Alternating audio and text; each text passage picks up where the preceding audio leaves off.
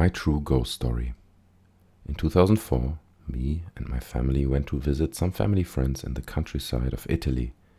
It was me, 11 male, my brother, 15 male, my mother and my father. We get to their house and it's pretty isolated, at least a 10-minute walk to the closest neighbor. We were all struck by this very old beige and beautiful brick house. The house was 2 stories and divided in the middle with a wall. 2 families shared the house. Originally, there had not been a wall dividing it. Our family friends lived onto the right side of the house and the neighbors on the left. As it turns out, the neighbors were moving just that day after we arrived. My parents had the idea that me and my brother could stay on the near empty left side of the house to make it less crowded on the right side. We agreed happily, but would later regret that decision. So when the neighbors finished moving and left, me and my brother were asked if we wanted to go and check out the left side of the house, since we would be staying there for a week. As we enter the front door, we notice that the hallway is just cobblestone, no tiles or floor. In front of us, on the left, is a staircase, and on the right, the hallway continues a bit leading to a storage room. As we both climbed the creaky stairs, we state that this place is weird and a little bit creepy. Cobblestone in the hallway and the old squeaky wooden stairs. Anyway, at the top of the stairs, you face left to see into the kitchen, and the bathroom is to your right. Walk into the kitchen and you go left and there's a bedroom, and that's where it gets bad. The neighbors had left only a few things behind, which was a queen-sized bed in the bedroom, a cross hanging on the wall above it, and a portrait of Mother Mary on the opposite wall. Me and my brother lay down on the bed and discuss why they left these things, and go on to say that we feel a bit uncomfortable here, like we were being watched. We had been in the bedroom for about 10 minutes when suddenly we hear a noise from the bathroom, like something fell on the floor. We lean over the foot of the bed to see through the kitchen into the bathroom. We saw nothing and laughed at how spooked we were, but as we were laughing, the light in the bathroom turns on with a distinct click and then off again with a click. We stop hanging over the foot of the bed and sit so we can't see into the bathroom anymore, but we still hear the clicking. We looked at each other with a mild panic, saying only with our eyes, WTF. When my brother started laughing hysterically, now I was scared as hell. Why is he laughing like a maniac? As I look at him, I'm getting even more scared at how long and crazy his laughter is. I noticed that his eyes look scared while he's laughing, and then he said, laughing, "I'm scared. I can't stop. I don't know why I'm laughing." Everything had piled up, the old creek house, the stuff left behind, feeling watched, the light going on and off in the bathroom, my brother's strange laughing episode, and the overwhelming feeling of not being welcome. Simultaneously, we run like our lives depended on it, out of there and straight to our parents and hosts. They all just laughed at us and said that we were just imagining it. My brother and I wholeheartedly refused to go back in there and sure as hell wouldn't be staying there for a week. Our parents thought we were silly and said, "No problem, chickens, we'll stay there then." I remember clearly how my parents looked after their first night in that side of the house, tired and pale. They both said that they had never felt anything like it. They had heard plenty of noises in the night, but the worst thing was the overwhelming feeling of being watched and being unwelcome. They said it felt as if someone or something was hovering around the bed, hanging over them with rage. They eventually fell asleep, curled up as close as they could together. After they had told us their story, our host said a little cautious, well, the neighbors had told us that their great-grandfather who built the house almost 200 years ago was still living there as a ghost. My take is that because the family, which had lived there for generations, had left and some foreigners immediately took over, we angered the ghost. Allegedly, this ghost had not bothered the family before us, but they knew he was there and that sometimes strange things happened. Our family friends have now moved away as well. My trip to the slaughter yard, a story my mom wouldn't tell me until my 30s. So let me start out by saying I enjoy writing, so this will be long, but will be hopefully an interesting read. I also admit that I have absolutely no memory of this experience. I was little over 2 years old and just started to walk on my own when this event took place. My mom told me this story around 3 years ago when I was 32 and about to get married. My mother was raised in a very tiny, fundamentalist Christian community and had no belief in the paranormal. She believed that our souls sleep until Judgment Day or something like this. Ergo, there are no ghosts or spirits to haunt houses.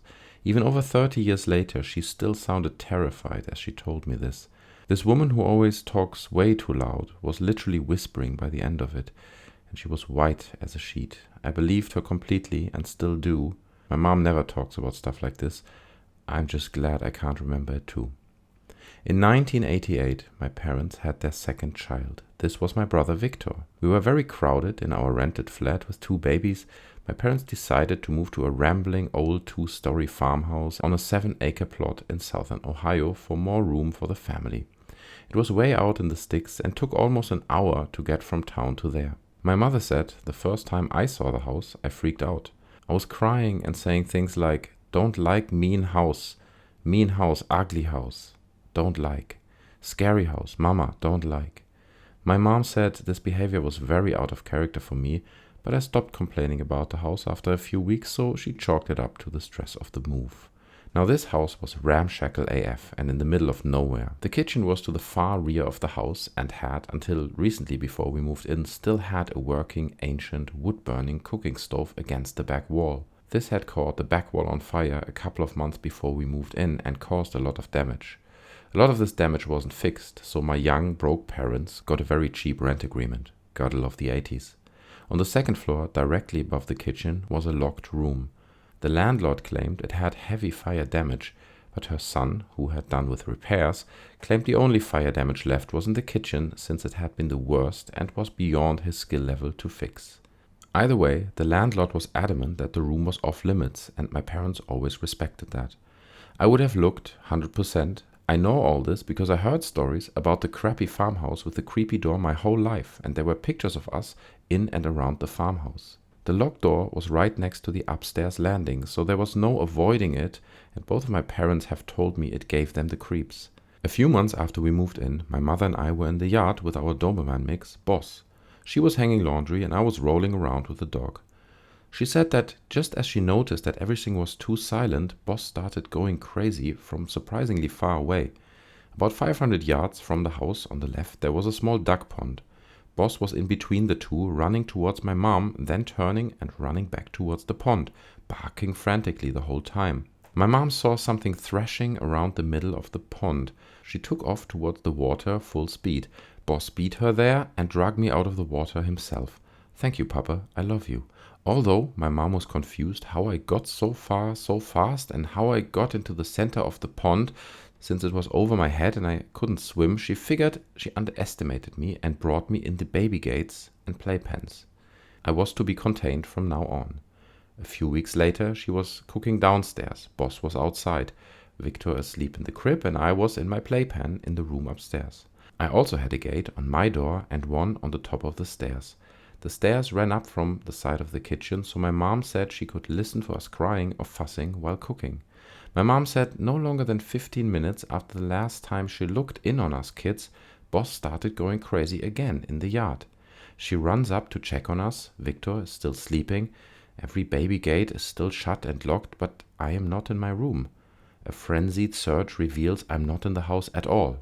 A sudden image of Boss saving me from drowning causes my mom to rush outside to see what he's trying to tell her this time. She said he was running in circles in the yard, barking uncontrollably. When she got outside, he took off towards the right, away from the pond. He would run ahead, turn around and bark at my mother, wait for her to catch up a little before racing off again.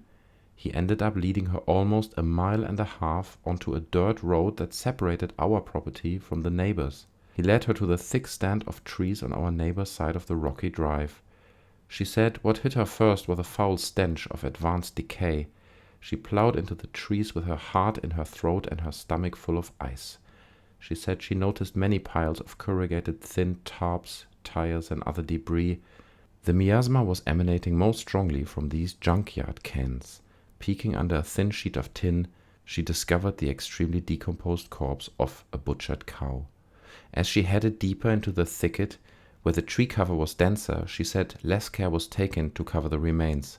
Grisly pieces of bones and rotted chunks of bovine littered the area. Apparently our neighbor, in an effort to cheat his taxes, had been illegally slaughtering cattle and hiding the remains in, at least, one of the few thick stands of trees around. She found me in the dead center of this thicket, just standing there, looking around like I was confused, surrounded by carnage.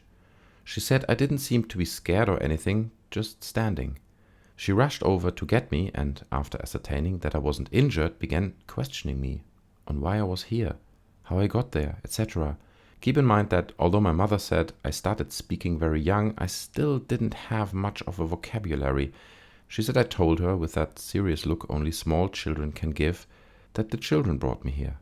Shatting her pants on the thought that anyone, even children, could walk right past her through the kitchen, get me from upstairs, and walk right past her back the way down the stairs and out with me, she demanded to know what children and where the hell they were now.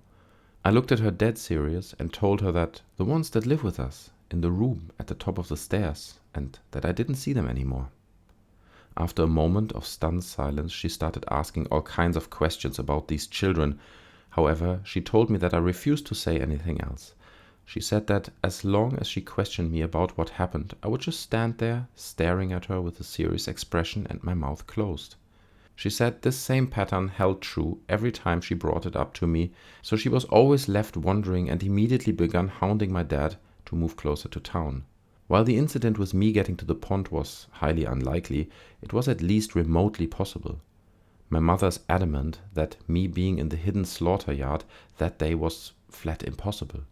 She says there's no way I could have even known it was out there, much less have the ability to open and unlock the baby gates, get downstairs past her, and end up almost 2 miles down the road, and in this place in under 15 minutes.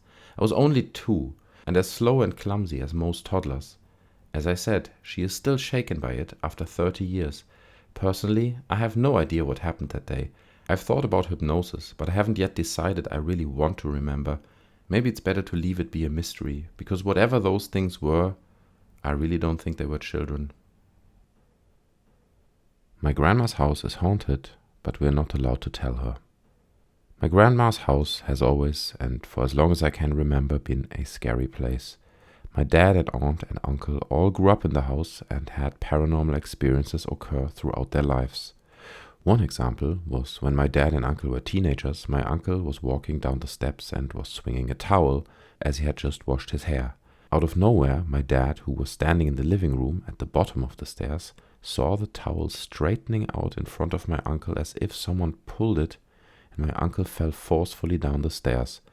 Now, my grandma hates all things paranormal, especially Ouija boards, but she would often visit gypsies, so it is a big no-no in our family to discuss the paranormal events that occur in her house. 20 years or so ago, my cousins and brothers were playing in the upstairs bedroom of my grandparents' house. The toys were set up in the room across the hall from them, and they were all in the same bedroom playing a board game. Out of nowhere, a Hot Wheels car with no batteries, no wind-up, just an average Hot Wheels car, slowly exited the room that the toys were in, went across the hall and into the room where they were all sitting. Needless to say, they were terrified. Around 8 years ago, my older brother moved into the basement of their house. One night, when he was home alone, he woke up out of a deep sleep, having felt like he was shaken by someone. He stood up and instantly smelled gas. He went upstairs and outside of the house. Later he found out that there was a carbon monoxide leak, and if he had not waken up, there's been a big chance he could have died in his sleep. Months after that, when my grandparents were away for the weekend, the family decided to try the Ghost Radar app in their house. We all sat around the phone and my uncle asked normal questions like, "Is anyone here?" Then he asked, "Who used to live in the basement?" At this point my brother had already moved out. The Ghost Radar replied with my brother's full first name, which no one ever calls him. We were shocked. So my uncle said, "How did you save my brother?" It replied with, "Wake, WTF. He then asked, "What did you save him from?" And it said, "Gas." Needless to say, we were shocked. The last thing that I'm going to talk about happened in the house at my grandparents' friend's obituary, who passed away probably 15 years ago. He will now show up in the kitchen every month or so. They usually say hello to their friend and put the obituary back in the basement where it's supposed to stay. A little while later, it will show back up in the kitchen. Never mess with an Ouija board. When I was 15, Paranormal Activity came out. My friend and I decided to try the Ouija board. We spoke to this guy named Frank, and I remember he used to say effed up things like, "My mom is standing behind you, and she doesn't like you. I'll overdose on pills." Just weird and crazy dark stuff. But my friend and I both thought we were just screwing with each other, trying to freak each other out. A few weeks later, I was sleeping in bed. I had a shelf above my head that had my graduation teddy from primary school sitting on top. The teddy has sat there for years without being moved. And there was a dresser with a mirror at the end of my bed. I woke up to the teddy falling on top of my head, and when I would sit up in my bed, I would be looking directly into the mirror. There I saw a girl brushing her hair in front of my dresser. I rubbed my eyes numerous times, and instead of her disappearing, she just became more clear. But the more I stared, it was like I was looking at myself when I was even younger, like 6, 7 years old, as she had thick auburn hair but was wearing a very old-style type nightgown. Soon I realized it wasn't. I hid under the covers, and after checking numerous times to see if she was gone, she had finally disappeared. This fully freaked me out. Anyway, we stopped doing the board and did other things that normal teenagers would do. I never told anyone what I saw, but a few friends in a bar, and they just put it down as me seeing things and that I was still dreaming. Fast forward 11 years, I'm now 26. I picked up my sister and was driving her home, and she randomly starts talking about when my friend and I played the board. And she's like, "Jose," which is my older sister, "and I swear you brought something into the house." I shrug, and I'm like, "Why do you think that?" And she says, "We used to wake up to seeing a girl brushing her hair in front of us." I slammed the brakes and was like, "WTF?" And she's like, "Yeah, she didn't say or do anything, just brushed her hair." And then I confessed that I saw her too, but I thought I was dreaming. Anyway, we both haven't seen her for many years, which I consider lucky because I don't want anything in the house. But I must admit, it does still freak me out, and I really don't want to see her again. The house that freaked out the builders and landscapers. Howth is a little village near Canterbury and Surrey in England, out on the cold marshes where were once the Watson Channel. A few years ago, in 2014, my landscaping company were called to a job in a beautiful house there. The house was a converted barn and had been bought by the new owner who wanted some work to be done there before moving in, as is often the case. So the first step was to visit the property and take a look to come up with a price for the job. There was a great deal of land surrounding the property with extensive gardens that had fallen into a state of despair.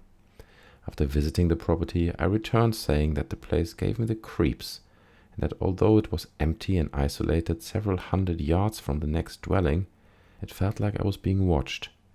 Obviously, everyone laughed at me. I priced the job, which was a big one, and we would need us to be there on site for about 5 days, and I forgot about the whole thing. As it turned out, we were given the contract for the garden clearance and various tree works, and we booked in for a few weeks' time. When we arrived on site, there was a crew of builders there already, who were working inside the house and living there for a couple of weeks while they carried out the renovations. When we arrived, we said our hellos, and John asked what they thought about the house. The reply was, "It's a lovely place, but it's haunted." We laughed and asked why they thought that, and they told us that all night they would hear banging coming from the empty rooms, that tools were being moved around, they heard whispering, and one had even received a phone call from a distant voice that couldn't be understood from the number 00000. He showed us the call record to prove it on his mobile phone. Interested, but still not entirely convinced, we got on with our work. Joe told us that the back courtyard garden gave him the willies, but apart from that, day 1 was uneventful. On day 2, it was quiet in the morning, then in the afternoon I went inside for a coffee. While I was there was knocking sounds coming from one of the back rooms. Nobody was in there, but it could well have been someone in one of the garden areas knocking against the wood walls from the outside while doing some job or another. But there was a sound like wallpaper being unrolled or a poster falling off a wall, something like that. It came from the hall. Then, out of the hall, a shadow shot through the kitchen and out of the front door.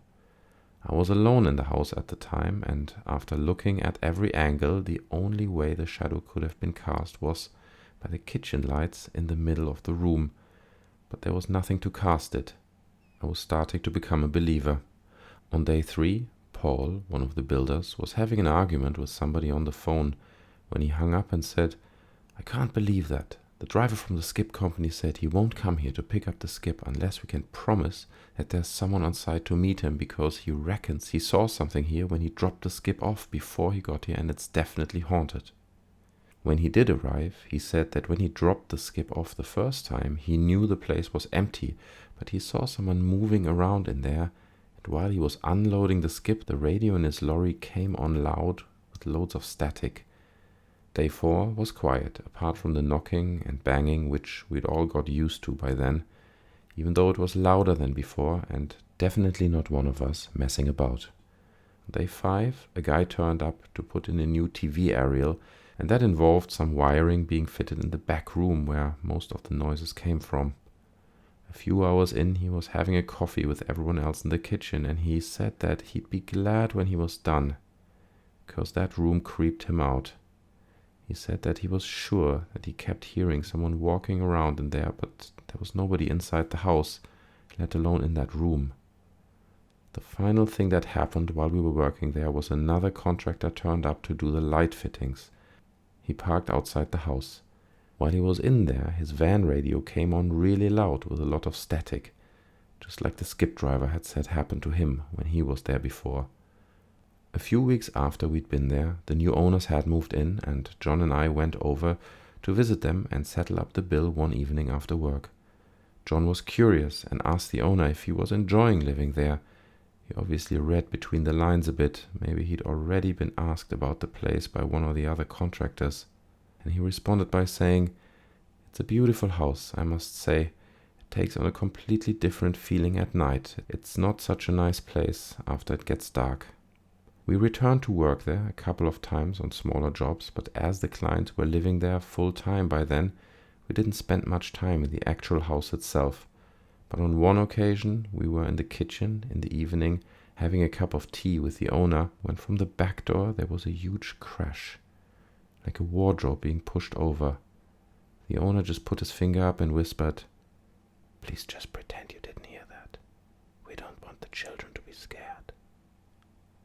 We do a lot of work on repossessed houses, no pun intended, and houses going through probate, so we visit a lot of empty properties, often where the owner has recently died, and have never, over 10 years, been creeped out by a place like I was there.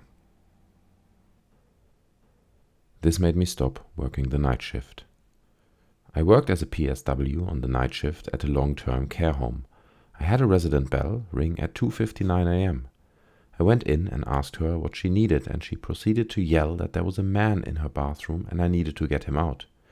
We had people who would wander around in other rooms at night, so I asked her what the man looked like, and she said that he was a black figure and he had no face. I calmed her down and then told whoever was in the bathroom that they had to leave her alone. I then went back to my charting. Around 3:10, I had another call bell ring, but from the other side of the floor, from where the first bell went off. I went into this resident's room. This particular resident would ask for pain medications around this time, and I asked if he needs medication. He told me, and I quote, "There's a creepy man in my room with no face. You need to get him out." My blood ran cold, and I had a nurse stay with me on the floor for the rest of the night shift. I have more stories if anyone wants to hear them. Wrangler was a special cat. I know, everyone says that, but he didn't belong to us. Our neighbors had a cat named Wrangler. He used to come and visit us every day. My daughter used to love reading stories to him. I have pictures of the two of them sitting on our porch. He seems to be truly listening. One day he came over and I noticed a horrible wound on his backside. He obviously had been in a fight. I went to my neighbors who owned him and asked if they knew about the wound. They affirmed that they knew but felt a vet wasn't needed.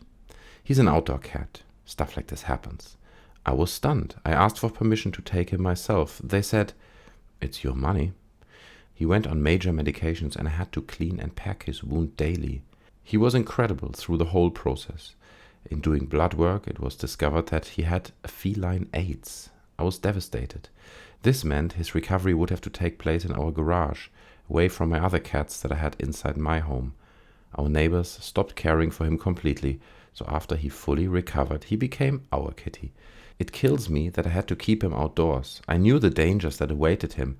My daughter insisted that we get a collar and a tag and also a bell. He seemed happy to be ours. We could hear his collar ring every time he came to feed. AIDS was horrible. He could never seem to get enough to eat. One morning we did not hear his bell. My daughter called for him. Once in a while he would behave this way. He was a cat after all. My daughter asked if she could go look for him. I agreed and continued to make breakfast. Suddenly I hear my daughter screaming. She ran into our home, clutching me, sobbing. I asked, "What's wrong, honey? What's wrong?" Through the sobs, she said that it was Wrangler. A coyote got him, and he was, well, what was left of him, on the neighbor's lawn. I grabbed a blanket and went to him. Almost all of him was there, albeit in pieces. Obviously, the coyotes could tell he was ill. I scooped him up and we buried him under his favorite tree in our yard. For weeks after, we would hear his bell ring outside our door. We would always check, but there was never anything there. We knew it was him, our Wrangler, letting us know that he was okay. 1920s haunted house. I grew up in a 5-bedroom, 2-story, 100-year-old house that is haunted. Me, my brother, and my parents moved into this house when I was about 10 years old. It is an old brick house that needed a lot of work. The roof needed replacing, areas of the house were crumbling on the outside and needed to be rebricked. And a young girl died of dehydration in the attic some 30 years prior. The official police records indicate that it was an accident.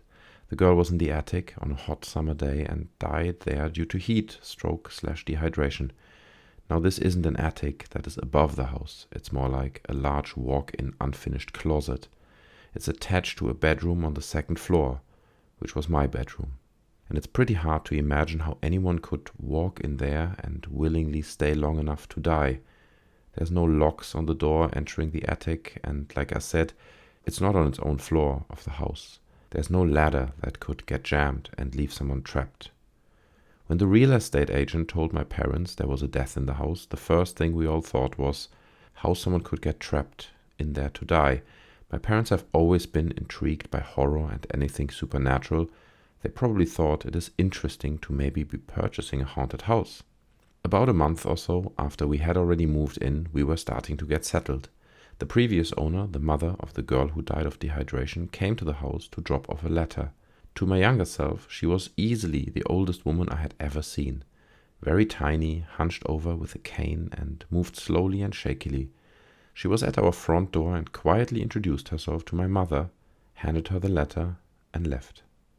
The letter started very nice, basically welcoming us and saying she was very happy to see the house go to a nice family. At the end of the letter, she says that she wished she could have continued living there, but I am haunted by the continuous reminder of the murder of my daughter by her sister, and that she was headed out of the state to find peace in her old age. Basically exactly what we thought was true. The girl didn't die on accident. She was apparently locked in there on purpose by her sister. I have many stories of things that happened in this house that I just can't explain. In one instance, me and my brother had that attic door open and we were just playing with toys on the floor on my bed. The attic was basically where my parents kept old furniture and boxes and other junk. One item that was in there was an old rotary phone, unplugged, sitting on the floor next to some boxes. We started fighting, probably over something stupid, and he took the toy I had in my hand and threw it in the attic and said something along the lines of, "If you don't stop being such a baby, I'm going to lock you in the attic like that girl."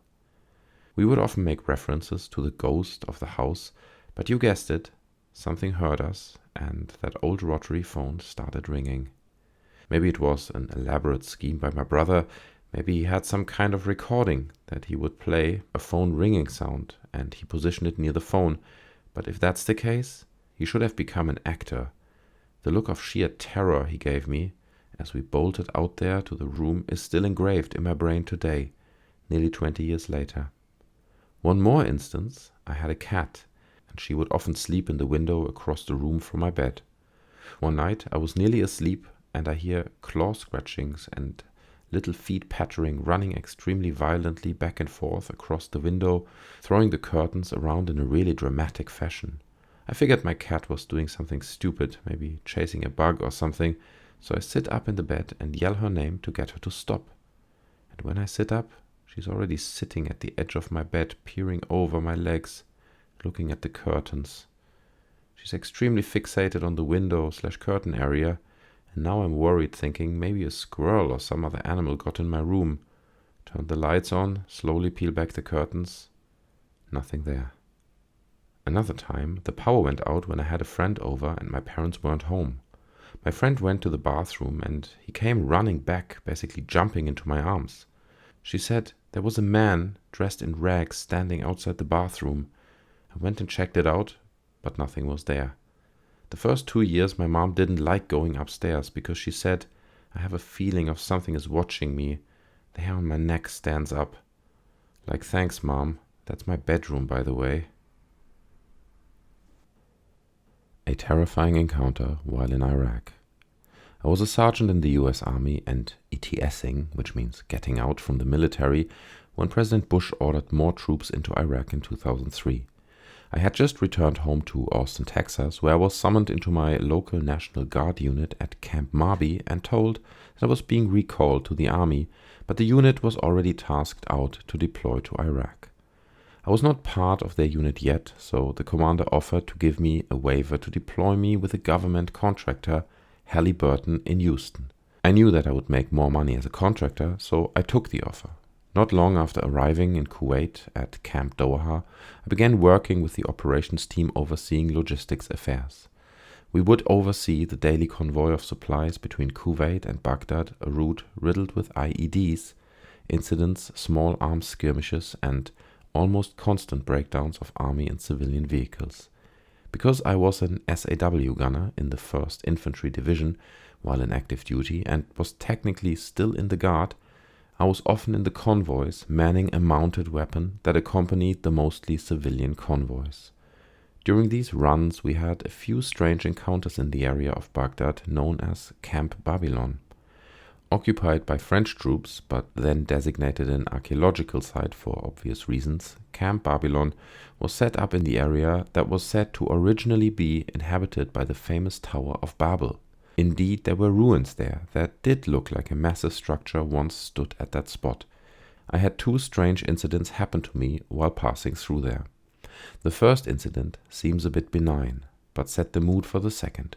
We were passing through Camp Babylon in the afternoon one day when our convoy took small arms fire. The SOP at the time, standard operation procedure, was to stop the convoy and return fire. This was because in the past such incidents ended up being a lone gunman attempting to scare the convoy into running into IEDs on the road. Because of this, the SOP changed to stop the convoy, dismount, and return fire. While engineers looked for explosive devices on the road, we scanned the horizon for enemy. Nothing. They most likely fled immediately. However, the ruins around Camp Babylon were alive with shadow figures that seemed to move about in the area. Several times we would spot the figures, but they would immediately disappear. A contractor lying beside me with his weapon commented, "How odd that we are in the shadow of Babel and fighting the supernatural."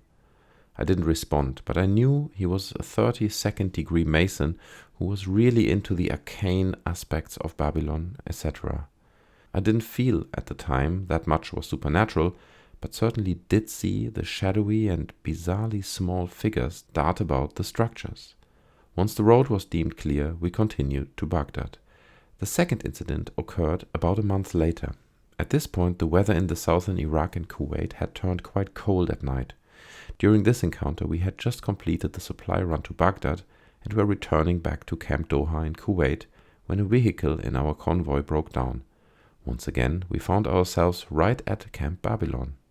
While the army mechanics took a look at the vehicle and the rest of us took up fighting positions around the area, strange things began to occur. It started with a strange light bobbing in the desert. Thinking it was a person with a flashlight, we used NVGs, night vision goggles, to watch. It was simply a glowing ball of light moving towards a set of ruins. After initial contact with the light, a few of us had moved forward away from the convoy to see what the source was. After seeing it was self-contained and not a person, we were a bit alarmed. Then we heard a sound that I will never forget. A long wailing began from one of the ruined structures/foundations not far away. It sounded like a woman in agony mixed with loneliness. On and on the road went while we huddled into the cold and dark, wondering what the hell we were listening to.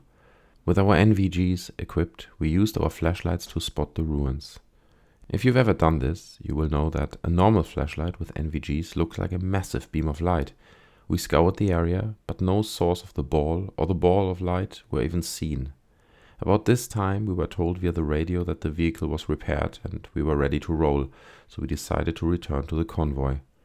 I was slinging with my SAW over my shoulder when I noticed my contractor partner was staring at the ruins in horror. He was frozen. I shook him and he snapped out of his stupor, quickly leaving the area with the rest of us. Once we were back at the camp, and it was pleasantly daylight the following morning, several of us were chatting about the encounter at Camp Babylon before our daily operations briefing.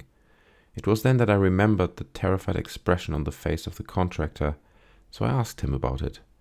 He was still obviously traumatized by the event, but managed to explain that, as we were leaving our position on the sandy hill, he saw a tall, black figure standing beside the ruins. He was watching us as we were looking for him, her, or it. He said that he felt an instant wave of despair hit him and thought that he was going to die. He didn't remember leaving the area. His next memory was in the Humvee headed back to Kuwait. I now write non-fiction books about haunted places for a publishing company, and I have visited hundreds of reputedly haunted spots. But I'll never forget the wailing figure at the ruins of Babel. It's also worth noting that when I related this story to some of our Pakistani employees at the Camp Doha and Camp Arif Jan, they also were quite horrified. One of them, a translator we called Adi, said that we had encountered a jinn, or a damned spirit, and that we were lucky to be able to tell the tale. I agree. Black fog in hotel lobby. I figured I would share the story that happened to me about 15 years ago while working as a night auditor in a hotel. Basically, I worked from midnight till about 9 in the morning, 5 nights a week for a few years in this hotel. I had always heard stories about it possibly being haunted, but I had never any experiences at all. For the first few years, other than weird noises that could be attributed to about anything, nothing happened. Anyway, at this job, I would usually sit in the main office and work on my laptop during my shift while watching the security monitor. The office where I sat had a large desk like a school principal or someone would have, and the monitors, maybe 15-inch computer monitors, are all the way on the other side of the office facing me about 15-20 feet away. Anyway, I would normally just work on stuff and surf the internet on my laptop and watch the monitors in case any guests would show up in the lobby to check in or check out or ask for towels, etc. Keep in mind, during my shift, I'm the only employee there the whole night. Anyway, whilst most nights were pretty quiet and uneventful, one particular night I kept feeling uneasy for some reason. I felt like I was being watched. Something just felt off. I brushed it off just as being tired or just tried to ignore it. It has been a while ago now, so I can't remember all of the details leading up to it, but something very strange and terrifying happened that night. At least enough so that I have shared the story with countless people over the years since. Some of you might think it's no big deal, but you'd have to experience it for yourself to know what it was like. Basically, while already feeling uneasy and sitting at the office desk, I saw a thick, dense black fog literally flying around the lobby on the security monitor. Even as I typed this, I'm getting insane goosebumps. My initial thought was, WTF is that? And I got up to take a closer look at the monitor. It was still there, moving around every corner of the room. Keep in mind, I always have watched these monitors for several hours a night, and I've never seen anything like that. Now I was spooked out bad. The hair on my arm stood up, and I got terror chills. I got enough courage to take a peek through the door to see if I could see it in person. Not just on the monitor, but I saw nothing at all. I then went back in to look at the monitor again, and it was still there. That is when I had an idea. I was going to screen capture it by pressing the print screen button on the keyboard. Note, each of those two monitors were hooked up to their own separate computer. I kid you not, as soon as my hand went for the print screen key, the black mass flew away as fast as it could towards the bottom left of the screen, but luckily I got at least a tiny piece of it before it was gone forever. The even more effed up thing is that the cameras did record video for 72 hours before recording over itself, but when I went back to watch the tape, there was no mass at all. It makes zero sense. Anyway, feel free to look at the screen capture I was able to get, and if anyone knows what this is, then please let me know. This is the first time I have ever posted this image anywhere on the internet. Bought my first house and found out it was haunted. I bought my first house in 2003 and was over the moon. Shortly after moving in, two of my neighbors began joking with me about the ghost in my house. Well, I thought they were joking, so I just played along pretending I had seen one and it was no big deal. Well, as time went on that summer, I met more and more of my neighbors and they all brought up the same topic. Finally, an elderly woman on the block who was quite kind and friendly told me the story after I asked her. I knew she wasn't going to screw with my head, which is why I asked her in the first place. Turned out the previous owner purchased the home and never lived there because she said it was haunted. Sounds in the night of footsteps and sobbing, and glimpses of a man sitting in the kitchen covered in blood. One of my neighbors helped me with the renovations of the house and said that he was putting up drywall when he felt something lift up his dreadlocks. Though I've had paranormal experiences before, it had been years, and by then I just chalked it up to night terrors. One night, I went into a small neighborhood video store to rent a movie. I had to fill out a form with my demographic data and then my credit card info. The owner of the store looked at the form and said, "Oh my God, you live in that house?" I asked her what she meant, and she explained that her former employee had committed suicide in my house. She came to the house as soon as she'd heard, but the house had been taped off by police as a potential crime scene. She told me that he had just moved into the house with his partner and called his mom because he wanted to invite her over to meet his partner and come out to her. This was in the early 90s, when being gay was a big deal. His mother already knew that he was gay because he bought a house with a man and she disowned him right over the phone. That same week, he received a letter from an HIV testing center stating that he had tested positive for HIV. This was when HIV was still a death sentence. He then sat at the kitchen table, ate a bowl of cereal, and shot himself in the head with a revolver. Since then, she has had multiple paranormal experiences in the store, with videos flying off the shelves and even levitating off the shelves. The most I have experienced is sounds at night, sounds of Cheerios being poured into a bowl, and I don't eat cereal, and sounds of sobbing in the kitchen. I often wake up to both. I remember my grandmother saying, "When the dead men come to you, they want something. Perform an act of charity in their name and pray for them." So I did. I sat down at the kitchen table one night and I lit a candle and told him that each night I would recite a novena prayer for him before a lit candle. On the 9th night of the first novena to Saint Anthony, the patron saint of lost souls, I heard uncontrollable sobbing. I felt a strong presence of grief and despair and the sound of hyperventilated breathing, as though someone could not catch their breath. I sat in the presence of this, knowing it was not malignant, but rather a connection of intimacy and compassion of which he was in need. For 45 days I said novena prayers before a lit candle for his soul and had a mass in his name. A few times I had awakened to feel his presence standing over my bed, but I knew it was not a malignant presence. This still happens from time to time, but less frequently. Evil entity encounter in the changing room at the gym today. I had a weird encounter today at the gym. I usually don't go to this gym too often, but today I walked into the men's changing room and I walked past what looked like a man standing by the mirror. He was shirtless and was either wearing all black pants or shorts. I couldn't remember when I walked past. I wasn't paying much attention, but he was just looking straight into the mirror, standing stationary as I walked behind him to the benches to change. Mention he was the only one there with me as I walked to the benches. It was really quiet, and each step I took echoed really loudly and bounced right back. I don't know how else to explain it, but I just didn't feel right in there, but I just ignored it, not even having a reason to feel that way.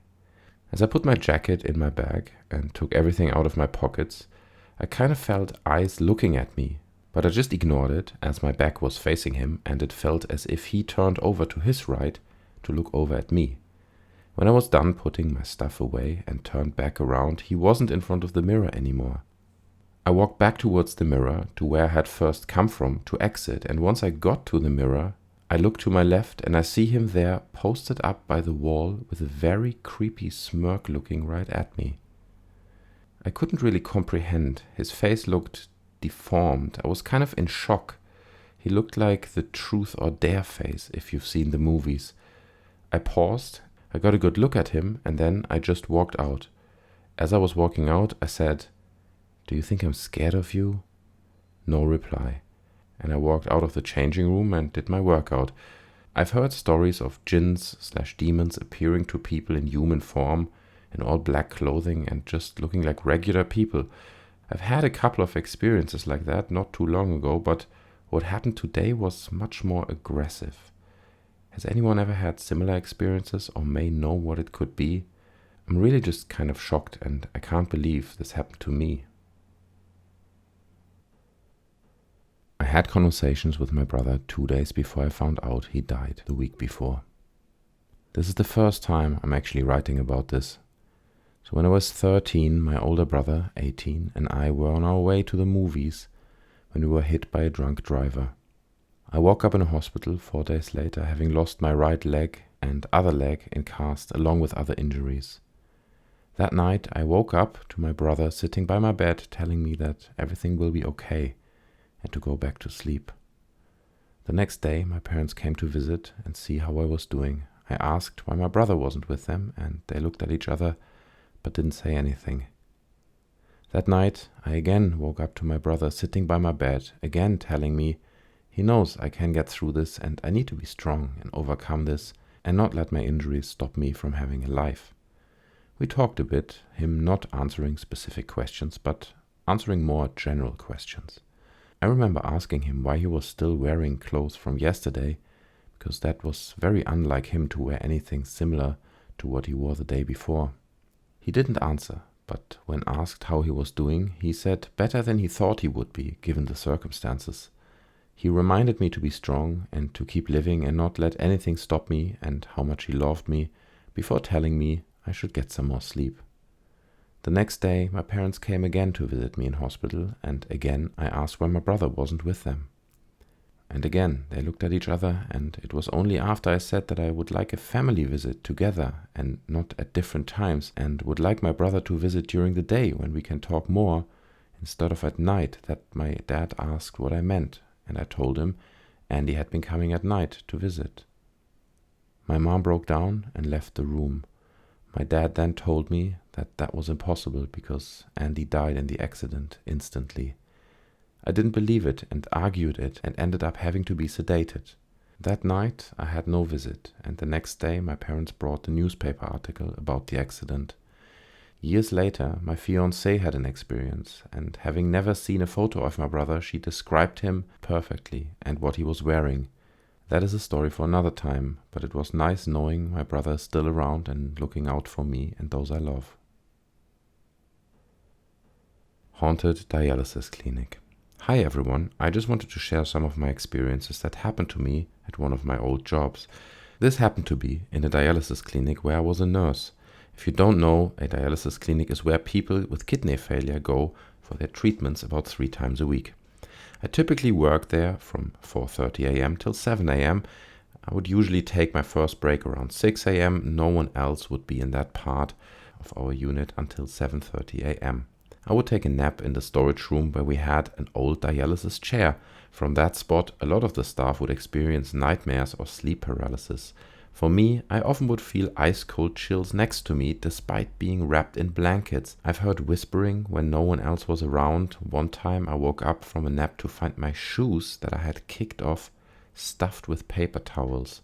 On the treatment floor, we would notice that from particular stations, some equipment such as blood pressure cuffs would start swinging at random times. We also had times where, before the PTs arrived, the call lights would be activated. Our call lights had a physical button that had to be pressed down with some force, so the call lights would be activated to an empty station. We would turn it off and another call light would be activated on the opposite corner of the room. The craziest thing though that happened to me was when I was closing the clinic up by myself. I stayed a little late to catch up on some of the paperwork and all the other staff and PTs had left the building already. At times the clinic went dead silent. All the ambient noise from buzzing lights to the noise from outside went out as if a mute button had been pressed. I didn't think much of it since I wanted to get my work done and go home. Afterwards, I headed towards the back of the unit near the storage room where we would take naps to turn off our water systems for the night. As I was heading out, I instinctively kept looking over my shoulder. I picked up my pace because it felt like as if something was chasing me. As I reached the end of the hallway, I felt a whoosh of energy go through me and the banners along the side of the wall started shaking. At that point, I left the clinic without clocking out and got to my car as fast as possible. I figure that there's a lot of spiritual energy in places like these since the patients spend so much time here, often feeling negative emotions, dealing with their illness before eventually passing. That's about it for the story. I appreciate anyone who takes the time for reading. Thanks. In the Mountains of Yauco. I am Puerto Rican and I live in Brooklyn. But when I was young, I often spent summers in my grandmother's house in Yauco, Puerto Rico. She had loads of land deep in the mountains, so deep that roads would go off into the wilderness through narrow mountain passes and where cliffs were just a few inches off the tire driving in pitch black. If a car came in the opposite direction, either they or you would have to drive in reverse until you found a place to pass each other. It was scary. The property has been with my family for a long time, and my family has been in Yauco for far back than anyone can recall. I used to spend a lot of time with my great-grandfather, Papito, who farmed the land and took care of some cows. He was very old. He was nearly 100% Taíno indigenous Puerto Rican. From him I would hear stories about the Indios who lived in the wilderness when he was young, who were not culturally assimilated into colonial society after hundreds of years of Spanish occupation. My family would often hide and harbor the culturally wild Puerto Ricans, which means culturally indigenous, because if Spanish locals found them, los metan, they would kill them. I had my first brush with mortality there at age 6 or so, crushing the jelly bean-sized eggs of salamanders I found in the brush and watching the pink underdeveloped hatchling run for cover on instinct. My grandmother told me what I had done was wrong, and instantly I knew why. I was filled with cold shame and I cried. Papito told me about strange flying discs he would see coming to the mountains and submerging into the lake. He told me about the spirits in the valley, that you can hear them, and to be careful walking around the roads of the mountains at night on my way from his house to my grandmother's. He taught me how to control a bull with its horns and how to ride it. He did a whistle only he could do, so when he wanted to gain the attention of an animal on the mountain, that made them either follow him, go where he directed them, or just settle down. He told me about the legend of Diego Salcedo, which took place in Yauco. When he was almost 100, Papito was dying, and all of our family came to see him. He was a link to an old time, and so many people in Yauco knew him. They all went to his house, uncles, aunts, cousins, people from nearby, all gathered at his house on the top of the hill. I was too young to be present for his passing. I sort of didn't understand what was going on at the time. I was sent down to my grandmother's house to wait for the proceedings to be over. The sun was going down, the mountains were like shadows rising around me. Walking alone, I started to hear animals all about crying out. Wild dogs all over the mountains, chickens were making ruckus, The pigs in the lower valleys were screaming almost like humans. The cows were howling in a way that I only can describe as similar to Catstark from Game of Thrones when Robb died. Every single non-human thing in the mountains within earshot was wailing in a fashion that I've never heard before nor since. As a little kid, you can imagine how frightened that was, especially because I was alone. I hid in the house, looking out of the window, waiting for my grandmother, listening to the animals cry. I was especially sensitive to the sound then, as it has been a time in my life where I was often sick and constantly on the medicine amoxicillin, which I was allergic to. It created this sort of overwhelming extrasensory sound experience. At some point, all the animals stopped making noise. I was thankful. Before bed, I asked my grandmother what happened, why all of the animals were making that sound. She told me that Papito had just died, and that all of the animals in the mountain had realized the powerful being that protected it for so long was gone, that they had seen his spirit pass, and it was sensible that this change would affect them very deeply. My grandmother's perspective was the animals just know these things. I couldn't sleep. I went outside late at night, curious and scared out of my wits, thinking about the spirits that may be out in the darkness of the mountain's wilderness, thinking about that terrible, painful lamentation that was embodied by the animals crying like people. I went close to the edge of one of the small cliffs nearby that hung over the endless darkness, and I squatted and listened. I heard a sound that scared me, a feral yell in the darkness. I don't know what dog it was, or if it was a dog at all, but it was certainly too close, and I was by myself. It howled and yelped, and I regretted coming outside. I was sort of frozen there, afraid to move, but afraid to stay as well. I wouldn't dare to call out for my grandmother. I would be scolded for coming out here and wandering around at night. She probably wouldn't hear me anyway. A moment later, I heard that whistle that Papito used to do, out in the darkness. The howling stopped. As a child, I didn't think that couldn't be Papito. He's dead, like any adult in their right mind might. I thought, it's Papito. It had to be. No one else could do that. No one knew how to whistle that way in my family, and it was only us for miles around on the mountain. Where that sound came from, it would be impossible for any person to be, not even during the day. It was deep inside the wilderness, on the severe cliffside. But I knew he was there, as I'm sure that at that age the line between life and death was blurred. Yauco is the area where Aigebanu, the chief of Taino, lived. It is also where the rebellion began against the Spanish, which began with the drowning of the Spaniard Diego Salcedo. Many of the surviving Taino escaped into the mountains of Yauco and lived in secrecy for a long time, hiding their lifestyle behind some of the more assimilated natives like Papito. They say the Taino are extinct, but that cannot be. I knew some of them. I am one. Sort of. This is a picture of myself, my sister, and Papito. My aunt's ex-boyfriend. I've been told the story by several different people. I believe it for that reason and a few others. This is the story. When my grandma left my abusive grandpa many years before I was born, she moved herself and two of her 3 daughters, my mom and my aunt, into a new house. My aunt met a guy and they started dating. He was what you would call a greaser, hot rod driving, leather jacket wearing, greased back hair having dude. This would be in the early 70s. Most nights he would park down the street and walk to her bedroom window, tap on it, and she would let him in through it. Her bedroom was at the back of the house, and the driveway was gravel, and it went past my mom's bedroom. My mom told me every time he did it, she would hear his boots crunching in the gravel as he walked by. They would do whatever they did, and he'd climb back out of the window and leave.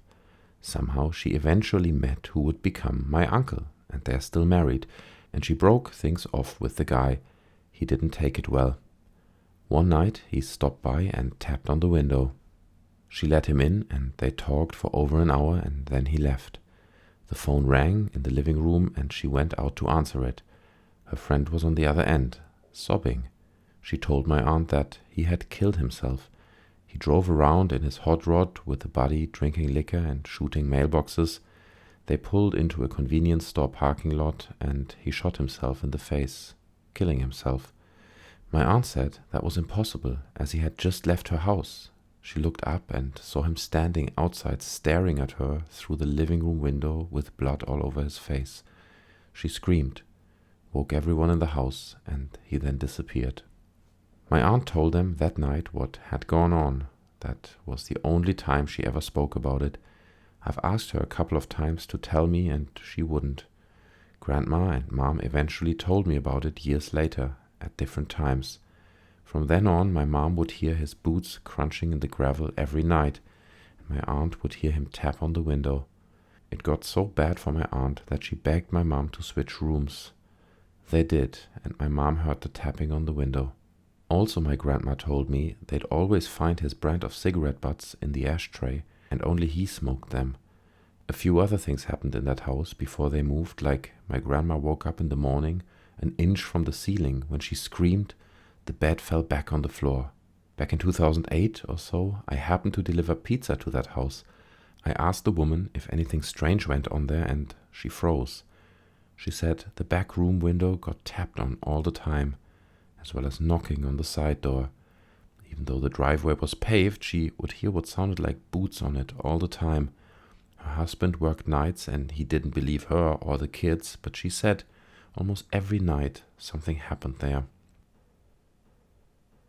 My daughter's imaginary friend. In 2013, my wife and I divorced and we both moved into separate homes.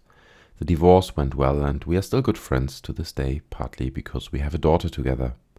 We agreed to split custody over our daughter and I rented an old house in a historic district in the city where I live.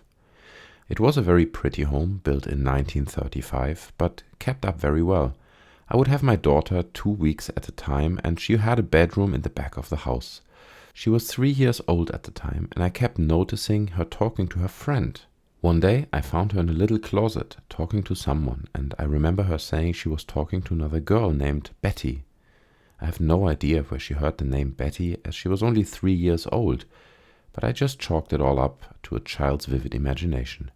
Keep in mind, I'm a single dad to a little girl. I really have no idea what I'm doing when it comes to dressing, hair, or just little girl stuff in general. Her mother is good at that stuff, but not me. I put my daughter to bed one night after the bath. I remember brushing her hair that night, but that was all I did. The very next morning, her mom came to pick her up from my house and my daughter was just waking up. Her mom went back to her bedroom to find my daughter's hair was fixed in 2 perfect French braids. Her mom was real proud of me at first, that I had her hair done so cute, but I told her I didn't, and I couldn't do that. I can't even braid her hair, much less do perfect French braids. I asked our daughter how her hair got fixed and she told us that Betty had done it during the night. I broke the contract on the rental agreement and moved out within the next month.